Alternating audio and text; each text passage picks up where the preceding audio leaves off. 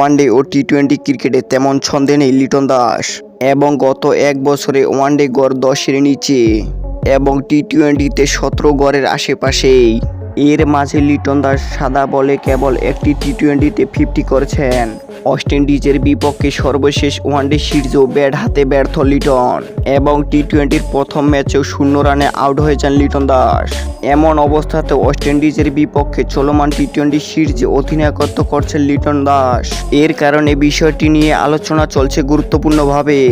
মিরপুরে গণমাধ্যমের সঙ্গে আলাপকালে লিটনকে নিয়ে প্রধান নির্বাচক গাজী আশরাফ হোসেন লিপু বলেন যে, আমরাও বুঝতে পারছি না লিটন দাসের কাছ থেকে দল যা আশা করে। লিটন দাস যে মাপের ব্যাটার সেভাবে সাদা বলে মোটেও ধারাবাহিক নন লিটন এবং সেই কারণে লিটনকে ফর্মে ফেরাতে কোচদের কাজ করার পাশাপাশি বিরতি দেওয়ার প্রসঙ্গও তুলেছেন প্রধান নির্বাচক।